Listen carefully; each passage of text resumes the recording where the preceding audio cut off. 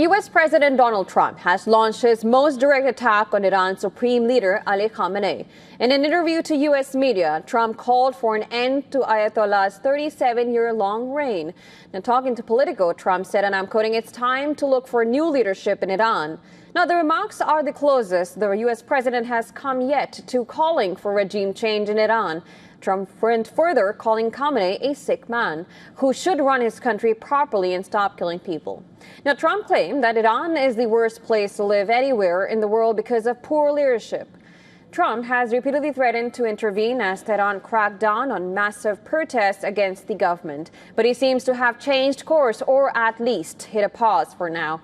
When asked about a possible military action, Trump said that the best decision Khamenei ever made was not hanging more than 800 people. Trump's comments seem to reaffirm that Iran stopped the scheduled hangings played a role in Trump deciding against an immediate strike. On Friday, Trump had commended the Iranian government for not following through on executions. Well, we're going to see. As you know, Iran canceled the hanging of over 800 people. They were going to hang over 800 people yesterday, and I greatly respect the fact that they canceled that. A Washington Post reports say that Trump nearly ordered a strike before Tehran made the last-minute concession. The report, citing a person familiar with the matter, said that allies had been alerted that a U.S. strike was likely. Ships and planes were on the move. Personnel at the Al Udeid Air Base in Qatar were advised to evacuate to avoid any expected Iranian counterstrike. But a text from Iranian Foreign Minister Abbas Araghchi to Special Envoy Steve Witkoff reportedly diffused the situation. It assured that there will be no more hangings. It must be noted that Iran had publicly denied that it had any plans to execute any protesters. The report also details how U.S. allies in West Asia urged Trump against the strikes. Israeli Prime Minister Benjamin Netanyahu personally called Trump to press for restraint. He warned Israel was not fully prepared to absorb Iranian retaliation without strong U.S. military backing, which was not in place. The absence of a nearby U.S. aircraft carrier heightened vulnerability. Since then, USS Abraham Lincoln has been moving towards the region. The reports added that Saudi Arabia joined Arab allies in urging Trump to avoid military strikes on Iran, warning that retaliation could destabilize the region and damage the global economy. Trump, however, denies anyone convinced him to pause the strike. Did Arab and Israeli officials convince you to not strike Iran? Nobody convinced me. I convinced myself.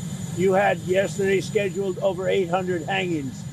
They didn't hang anyone. They canceled the hangings. That had a big impact.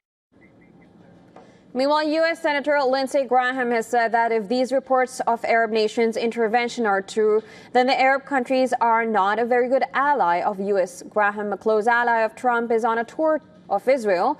He also claimed that decisions taken today will set the course of the future of West Asia for 1,000 years.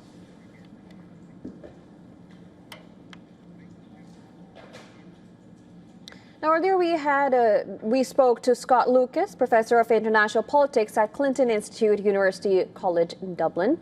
Now, here's what his remarks were.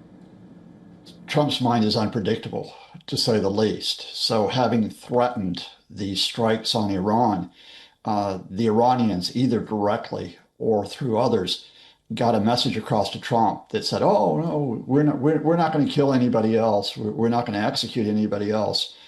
And despite the fact that conservatively, at least 3,000 protesters have been killed by Iranian security forces, and many more were threatened with the death penalty, Trump said, oh, okay, that's good enough for me. You're not going to kill anybody else. And he made up this story that Iran had 800 people that they were about to hang, and they suspended that, which is completely untrue.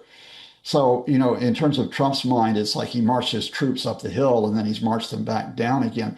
But I think you have to ask what the administration is going to do next. Are there others in the administration that still want to put further pressure on Iran, including the prospect of military action?